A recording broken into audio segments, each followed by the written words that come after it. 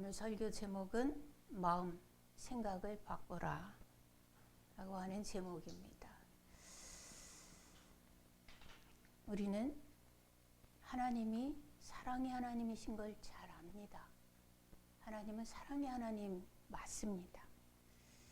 하나님은 자기 아들을 죽이시면서까지 깨어진 하나님의 형상, 자기 백성들을 살리는데 포기하지 않고 자신 모든 것들을 다 내어주는 그 사랑을 갖고 우리를 만나 주십니다. 우리 찬송가 304장에 보면 하늘을 두루마리 삼고 바다를 먹물 삼아도 그 사랑을 다 기록할 수 없다 그랬습니다. 저 하늘이 얼마나 그 우주의 이 공간이 얼마나 넓은데 그거를 화선지 삼고 바닷물을 먹물 삼아서 하나님의 사랑을 쓰기 시작해도 이 하늘을 다 채우고 그 바닷물이 다 말라서 없어 한 방울도 없어도 다 못 쓴다는 거예요. 하나님은 그만큼 우리를 사랑하는 분이다. 하나님이 사랑을 하시는데 우리가 사랑받을 만한 뭔가가 있어서 사랑하는 것은 아니에요. 성경이 분명히 우리를 어떻게 평가하는가 하면 진토임을 기억하심이라 그랬습니다. 진토가 뭐냐 하면 먼지, 흙먼지 그것도. 그럼에도 불구하고 하나님이 사랑하시는 거예요. 우리말로 하면 진토가 뭐냐면 진상. 이렇게 표현해도 될 겁니다.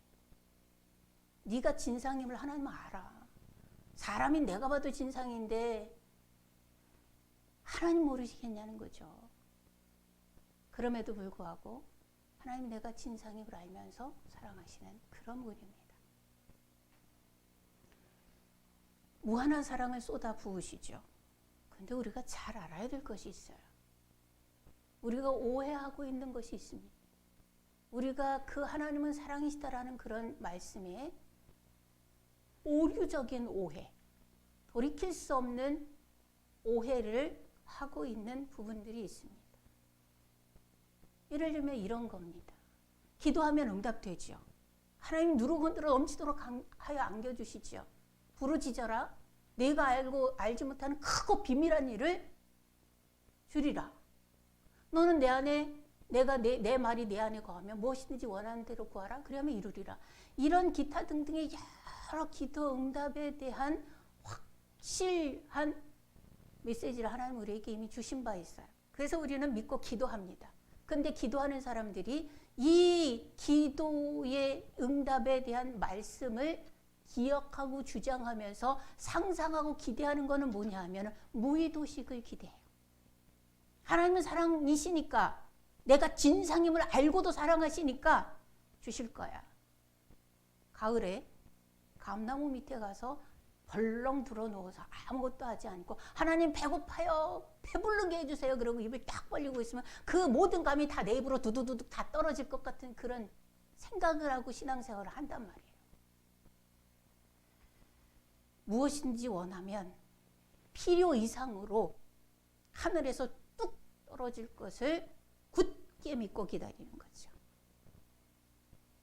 그러나 그 생각은 하나님을 모르는 자기 생각이다. 하나님의 원칙은 너무나 칼 같고 그 원칙을 지켜나가는 하나님의 의지는 분명합니다.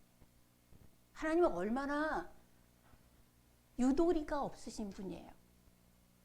하나님은 그냥 이렇게 저렇게 뒤치고 엎어치고가 안 돼요. 그럼 저도 성격이 비슷한데요. 그러나 나는 죄 짓는 부분에서는 유도리가 있습니다. 네.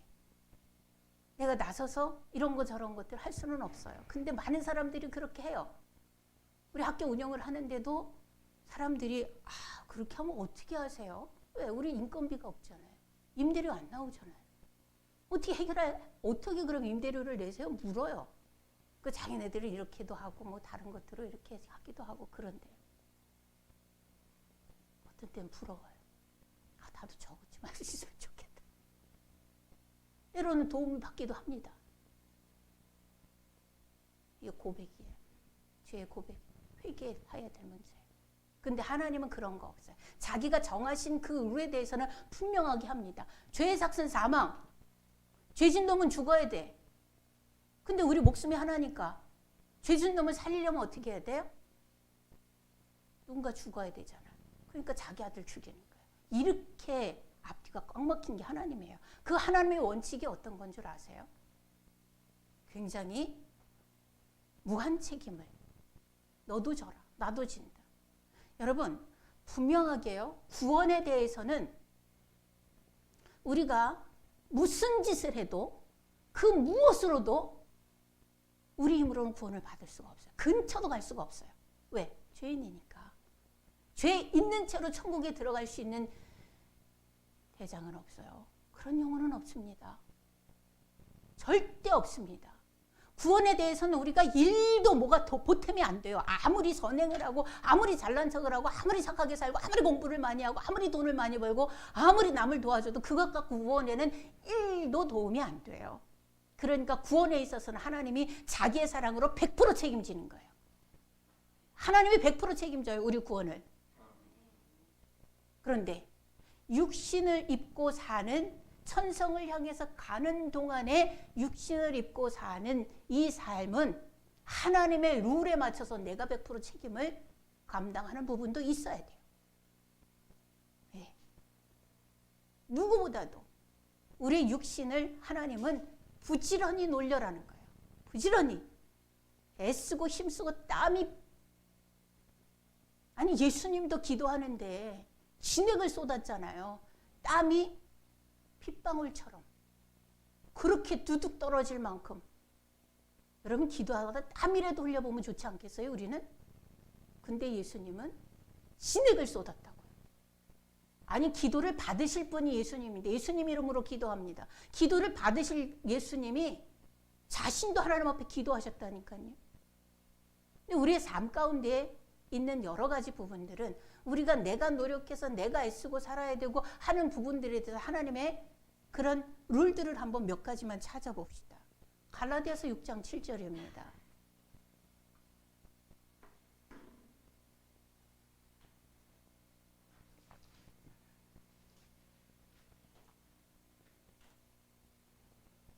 갈라디아서 6장 7절.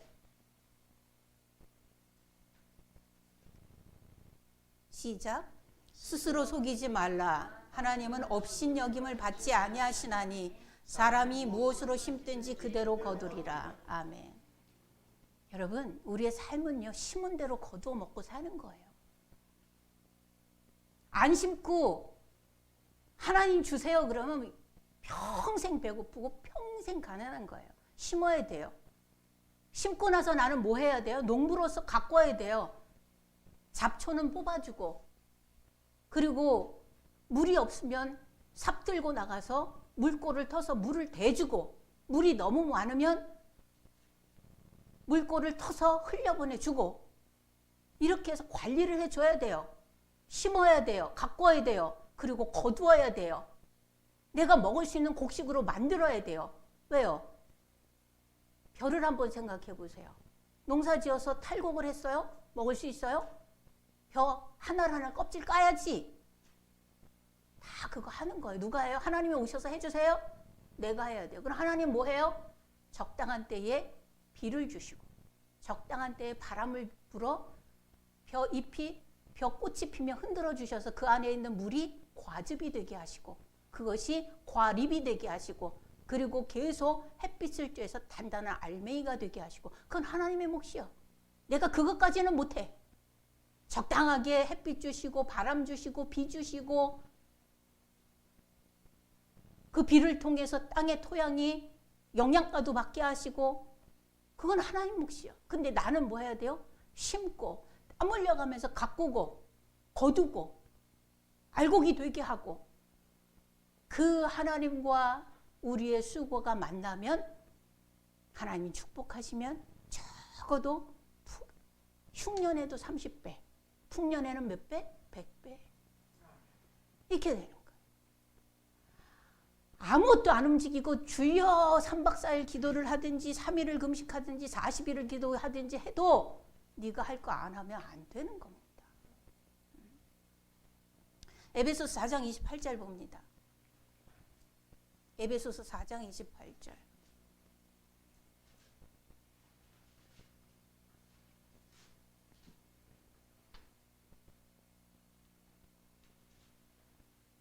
같이 읽습니다. 에베소서 4장 28절 시작.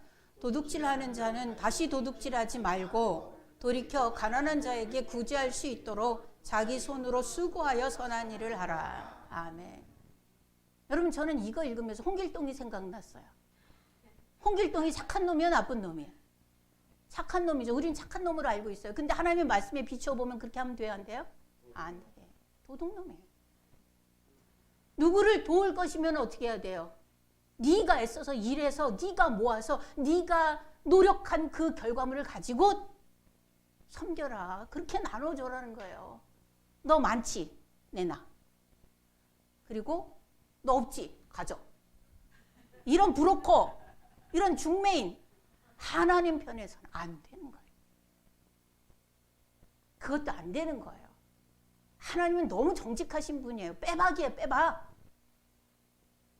그대로 여기서 이것 뺐으면 그대로 갖다 거기다가 넣는 거예요. 내가 하나님 앞에 애쓰고 힘써서 정말 기절하도록 노력해서 애쓰고 살면 하나님께서 거기에 이른 비 늦은 비를 더해서 풍성하게 해서 거기다가 안겨주시는 거예요. 이게 하나님의 원리예요. 원칙이에요. 예. 오죽하면 데살로니가 후서 3장 10절에 보면 너희에게 명하기를 누구든지 이러하기 싫어하거든 먹지도 말게 하라. 일하기 싫으면 먹지 마라. 직접적으로 은구이 너 일하기 싫지? 너 이번 굶어? 이게 아니고요. 주변 사람들에게 얘기하는 거예요. 제가 은구이가 일하기 싫어해. 쟤 못 먹게. 이 얘기란 말이에요. 하나님이 사랑이신데 지금 우리는 전제를 하나님은 사랑이시다를 전제로 하고 얘기를 하고 있는데 야 남미역 일하기 싫어해. 쟤 오늘 점심 굶겨. 이 얘기예요 이게.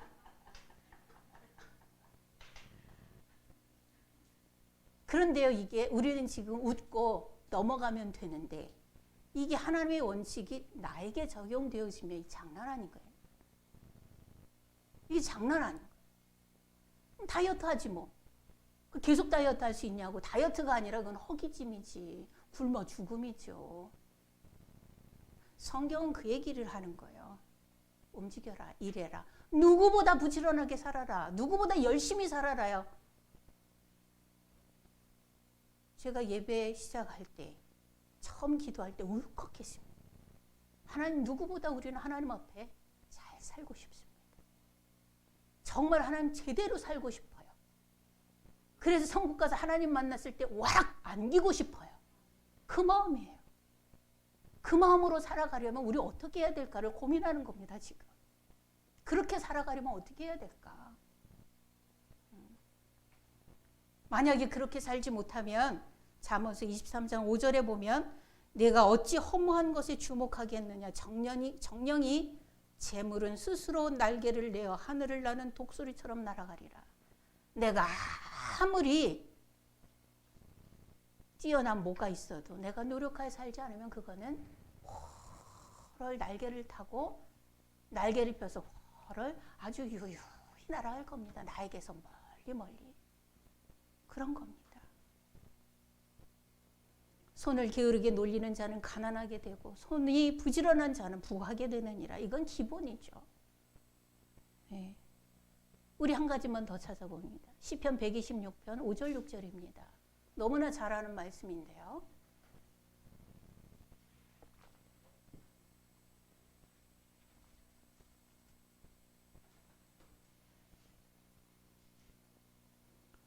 시편 126편 5절 6절 같이 읽습니다. 시작.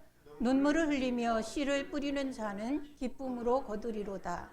울며 씨를 뿌리러 나가는 자는 반드시 기쁨으로 복식단을 가지고 돌아오리로다. 아멘. 이겁니다. 우리가 하나님 앞에 살면서 하나님은 사랑이세요. 구원에 있어서는 취소도 안 돼요. 하나님이 주시기로 작정했으면 예수님을 영접하면 취소 안 됩니다. 내가 괜히 엎어졌다 넘어졌다 뒤로 갔다 앞으로 갔다 하면서 코 깨지고 뒤통수 깨지고 이러는 거지. 하나님 구원에 있어서는 견고하세요. 아주 강력하세요. 우리의 성화의 삶에 내가 문제지. 그 중에 하나 오늘 이제 본문을 통해서 한번 묵상을 하고자 하는 것이 탐심의 부분입니다. 탐심. 우리가 10계명 10개 계명 중에서 앞에 주르륵 이런 것들은 너무나 명확해요. 나 외에 다른 신을 섬기지 말라. 우상을 만들지 말고 거기에 절하지 말라. 네? 안식일을 기억하여 거룩히 지키라. 내 이름을 망령되이 일컫지 말라. 내 부모를 공경하라. 살인하지 말라. 간음하지 말라. 이런 것들은 도둑질하지 말라. 이런 것들은 분명히 주르륵 맞아 이거는 아니야 이렇게 할 수 있는데 탐심 부분을 우리가 놓치는 부분이 많은 것 같아서 천국 가서 하나님 앞에 내가 와락 안길 그때를 생각하면서 오늘 다시 한번 점검해 보아야 될 필요가 있어서 한번 묵상해 보려고 하는 겁니다. 자, 17절에 보면 탐내지 말라 그랬습니다. 분명히 10계명의 10번째 계명입니다. 우리 20장 17절 다시 한번 읽어봅니다. 출애굽기 20장 17절 시작. 내 이웃의 집을 탐내지 말라. 내 이웃의 아내나 그의 남종이나 그의 여종이나 그의 소유나 그의 낙이나 무릇 내 이웃의 소유를 탐내지 말라. 아멘. 자, 이 말씀은 뭐예요? 내 이웃의 것은 어떤 것도 네 거 아니다는 얘기예요. 내 이웃의 것은 어떤 것도 네 게 아닙니다. 서로 아주 친하게 살아서 그 집에 뭐 숟가락이 몇 개인지 다 안다 이 정도로 친하고 이웃사촌이라고 가족보다 더 친한 이웃이 있을 수 있어요? 그냥 그 집에 사람이 없어서 내가 들어가서 그냥 한 끼 먹고 나와도 되는 그런 정도의 친분이 있는 집이 있어요. 그래도 하나님 보시기에는 네 거 아니다. 그 집을 탐내지 말라. 그 집도, 그가 가지고 있는 아내도, 남종도, 여종도, 그의 소유 어떤 것도, 나귀도 그 사람의 마음 역시 내 거 아니다 이거예요. 자기 마음대로 다른 사람들에게 내 마음으로 휘두르는 사람들이 있어요. 그것도 아니다는 거예요. 왜 다른 내 마음으로 그 사람을 좌지우지해? 이 말씀대로 하면 그것도 탐심이다 이거예요. 아무리 친해도 그의 것은 그의 것이지 내 것이 아니에요. 이 말씀을 들으면서 여러분들 생각하실 거 당연하지. 그렇게 생각하실 겁니다. 당연하지. 나는 이웃의 것을 탐낸 적이 없다. 손 들으라 그러면 다 들으실 거예요? 나도 들고 싶습니다. 다 들으실 거예요. 당연하지. 누가 이렇게 남의 것을 탐내? 라고 생각할 겁니다. 그러나 가만히 하나하나 뜯어보면 우리의 삶 가운데 면면이 그런 부분들이 아주 깊이 배어 있어서 너무나 자연스럽게 배어 있어서 그건 줄 모르는 경우가 많아요. 그런 면들을 가지고 있는 게 굉장히 많아요. 이것까지 2021년을 보내면서 털어냈으면 좋겠습니다. 하나님 앞에 회개하고 털었으면 좋겠습니다. 예. 자, 여러분 한번 다윗을 한번 생각해 보십시다. 다윗이 밧세바를 가졌어요. 자기의 권력으로 가졌습니다. 이 밧세바는 누군가 하면 자기에게 생명을 바쳐 충성하는 충성스러운 참모의 아내예요. 분명히 다윗의 입장에서는 자기가 사랑의 수고를 해서 그래서 아름답게 관계를 해서 결실한 관계를 통해서 가진 아내가 아니에요. 이건 분명히 탐심으로 죄로 가진 남의 아내입니다. 나단 선지자가 이 일을 꾸짖으러 왔습니다. 예를 들어서 나단 선지자가 이야기합니다. 왕이시여, 한 성읍에 어떤 부자와 가난한 사람이 살고 있었습니다. 이 부자는 소와 양이 너무 많아요. 아주 많습니다. 그런데 이 가난한 자는 아주 어린 새끼 양을 하나 사서 가족처럼 그 한 마리 기르는 아주 가난한 사람이 있었습니다. 이 양이 자라면서 털 조금 주는 것 같고 유용하게 사용하고 젖 조금 짜서 식용하고 이런 정도로 사는 아주 가난한 사람이었습니다. 그런데 이 부자에게 어느 날 밤에 손님이 찾아왔습니다. 대접은 해야 되겠는데 자기의 양이나 소를 잡기는 아까워서 이 가난한 자의 양을 뺏어다가, 값을 주고 사다가가 아니라 뺏어다가 잡아서 손님하고 같이 먹었습니다. 왕이시여 어떻게 할까요? 라고 얘기했더니 다윗이 뭐라고 얘기했는 줄 아십니까? 사무엘하 12장 5절 한번 찾아보십시다. 사무엘하 12장 5절.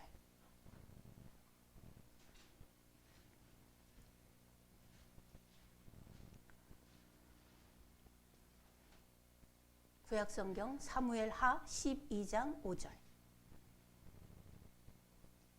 읽습니다. 시작. 다윗이 그 사람으로 말미암아 노하여 나단에게 이르되 여호와의 살아계심을 두고 맹세하노니 이 일을 행한 사람은 마땅히 죽일지니라. 죽을지라. 뭐래요? 죽여라. 죽여라. 나단이 얘기했습니다. 그 부자가 당신입니다. 왕입니다. 소름 쫙 돋는 거죠. 선지자입니다. 하나님께서 보낸 하나님의 종입니다. 그에게 얘기했습니다. 죽여라. 당신입니다. 죽어야지. 이게 탐심이라는 거예요. 이게. 내 것은 아까워서 못 쓰고 남의 것은 그게 그 사람에게 얼마나 중요한 건지 얼마나 남아있는 건지 그게 전 재산인지 상관없이 그거 톡 털어 쓰는 것. 얼마나 악한 행동이에요. 얼마나 나쁜 행동이에요. 그 결과는요. 누가 죽든지 아니면 하나님의 미움을 받는 겁니다. 이사야서 57장 17절 한번 또 찾아보십시다. 이사야서 57장 17절입니다.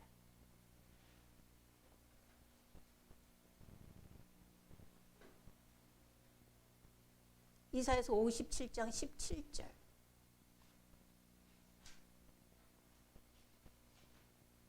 같이 읽습니다. 시작.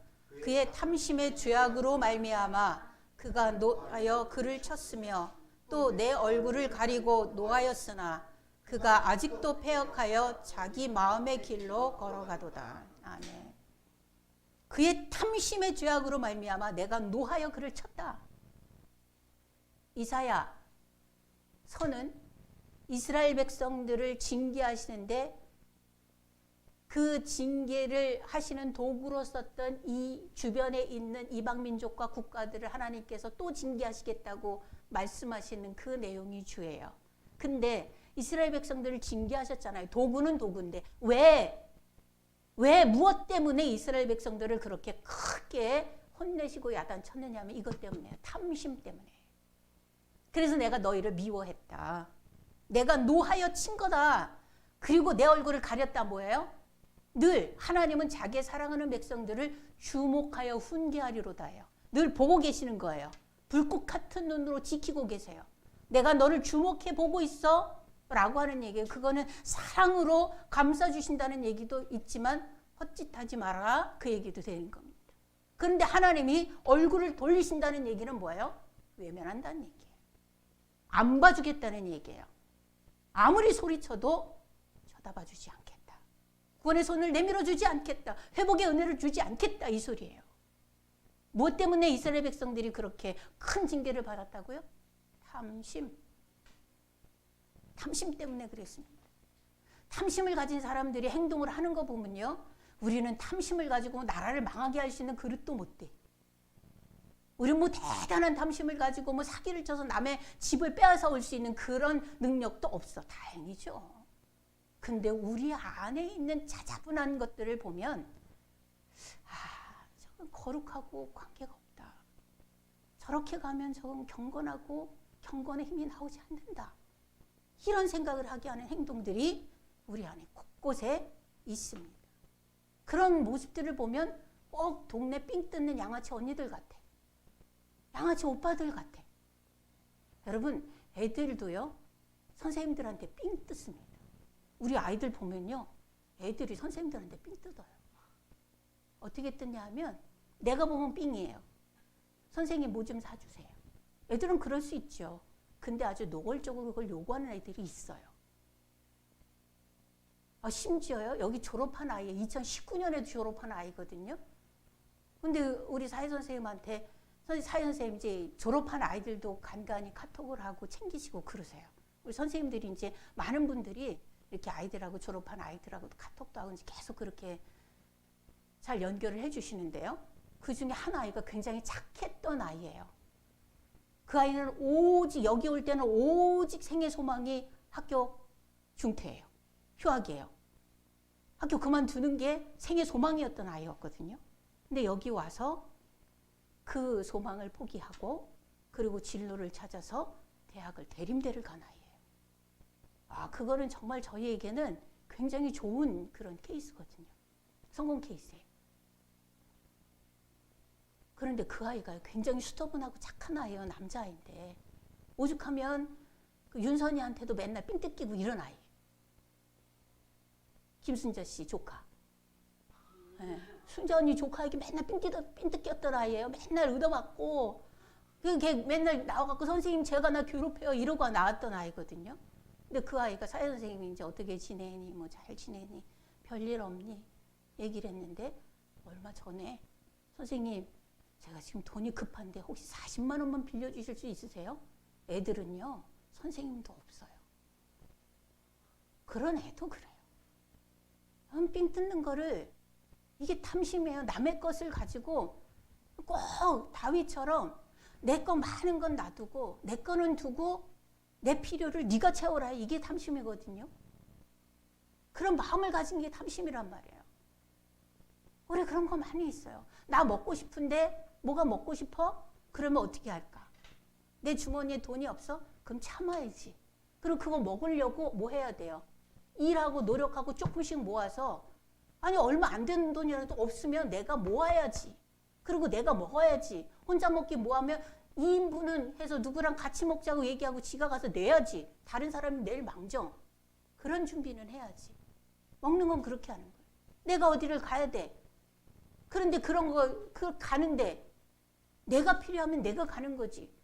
내 필요가 정말 절박해서 누가 도와주면 땡큐인데 의외로 그것을 하기 위해서 모의를 해서 누구한테 덮어 씌우고 가는 경우도 있어요. 여러분 이런 거 많아요. 왜 그러고 살지? 그건 없는 사람만 그러고 사는 게 아니더라고요. 있는 사람도 그래요. 어떤 분이 저한테 그런 얘기를 해서 굉장히 기분 나빴습니다. 엄호정 집사님이 이제 수금이 되어지면 목사님들을 대접하겠습니다. 그래서 사업 초기에 조금 이제 이렇게 대접을 몇 번 하셨어요. 근데 대접을 받은 어떤 분이 뭐가 먹고 싶으면 요즘 엄호정 집사님 뭐해요? 때리고 싶은 거예요. 오빠라서가 아니라 그 사람도 성도인데 그 사람도 목사인데 그런 얘기하면 나는요 인성이 안 된 사람이라 죽이고 싶더라고. 저게 천국 가서 하나님 만날 인간인가 생각이 들어요. 저게 맞아요 여러분. 이게 요즘 엄호정 집사님 왜 뭐 안 사주지? 봉이요? 건강하지 못한 하나님의 백성의 생각들, 그건 하나님의 백성의 생각이 아니에요. 세상 사람의 생각이에요. 양아치 삥 뜯는 언니 오빠의 생각이에요. 버려요. 네 필요는 네가 노력해서 채우는 거예요. 무엇으로 심든지 그대로 거두리라 그랬잖아요. 남을 도와주려면 네가 벌어서 저축해서 모아서 도와주는 거예요. 홍길동처럼 그러는 거 아니라고요.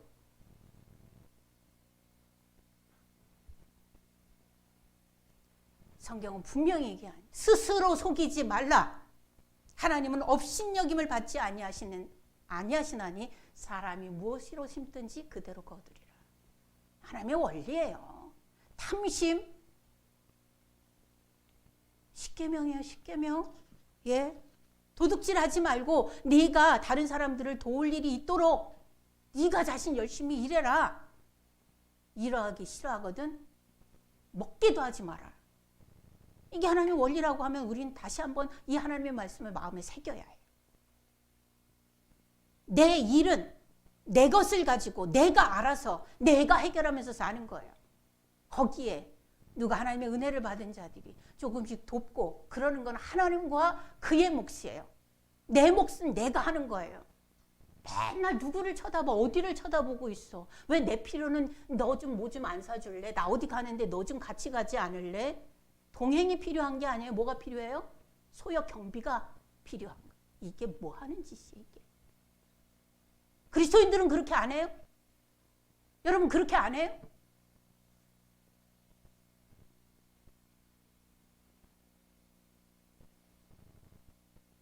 나단 선지자가 다윗에게 왔을 때 그 얘기를 했을 때 뭐라 그랬어요? 죽으리라. 여러분 그것은요 하나님 보시기에 악입니다. 천박한 겁니다. 거룩이 아니에요. 그래서 골로새 3장 5절에는요. 그러므로 땅에 있는 지체를 죽이라. 곧 음란과 부정과 사욕과 악한 정욕과 탐심이니 탐심은 곧 우상 숭배니라. 여러분 내 일은 내가 해결하는 것으로 이제 평생의 좌우명으로 삼으면 좋겠습니다. 생각을 바꾸라. 마음을 바꾸라. 오늘 설교의 제목입니다. 우리는 지금 10번째 계명을 다루고 있습니다. 이 10계명 누구에게 주셨죠? 맨 처음 누구에게 주신 거예요? 죄와 허물로 죽었던 삶 같은 노예의 삶을 살던 이스라엘 백성이 출애굽해서 엑소더스 애굽에서 탈출해서 나와서 하나님 탈출시켜서 나와서 거룩한 땅 축복의 땅으로 들어가고 있는 과정 중에서 들어가기 전에 삶의 모든 부분을 하나님의 룰에 맞추어서 다듬게 하려고 준 계명입니다. 맞죠? 그렇다면 여러분 이 10계명 이 명령은 구원받은 엑소더스 죄와 허물에서 탈출되어지고 빠져나온 새 생명을 가진 하나님의 백성만 지킬 수 있는 명령이라는 거예요.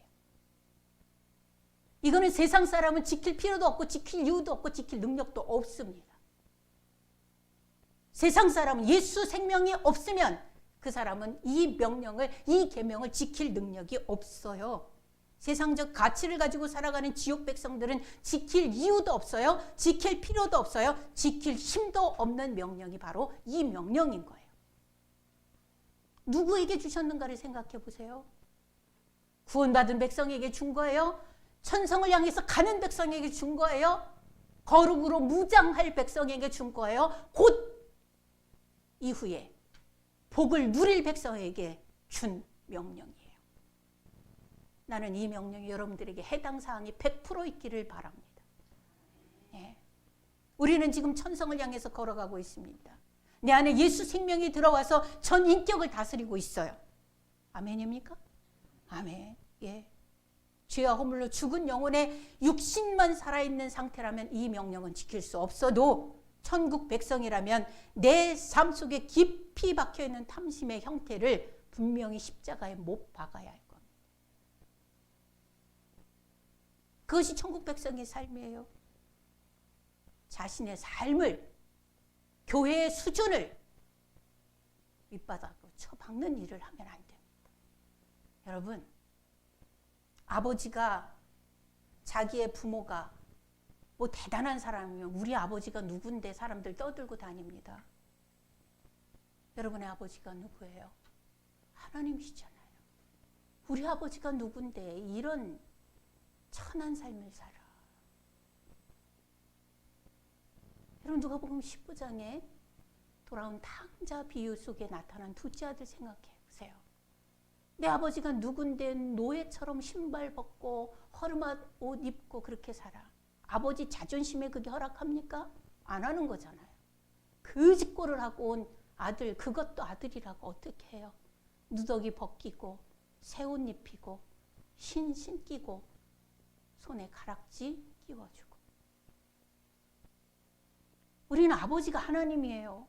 근데 왜 그렇게 누더기로 맨발 벗고 영적인 노숙자처럼 그렇게 살아가. 우리 수준을 좀 높입시다. 네, 우리 수준을 좀 높입시다. 우리 교회의 영적인 경건의 수준을 좀 높입시다. 그랬으면 좋겠습니다. 그러기 위해서는 우리의 마음을 바꿔야 돼요. 우리의 생각을 바꿔야 돼요. 거룩으로 자신을 훈련하는, 그래서 우리가 모이면 거룩의 공동체가 되는 이 아름다운 생명의 공동체 맑은샘 교회가 되어지기를 축원합니다. 기도하겠습니다. 아버지 하나님, 우리 모든 성도들 주님 앞에 섭니다.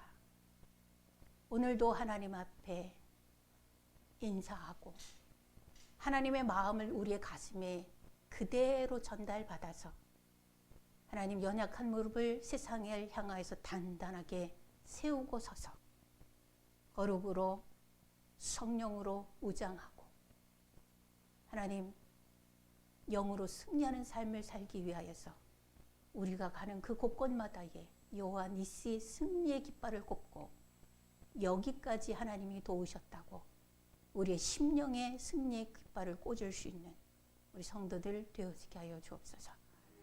주님의 만지심을 감사드립니다. 찬양합니다. 주님, 우리가 언제나 말씀에 비추어서 우리 자신을 돌아보고 하나님 회개하고 거듭나 예수화 되어지는 은혜가 우리의 삶 속에 있게 하여 주옵소서. 예수 그리스도 이름으로 기도하옵나이다.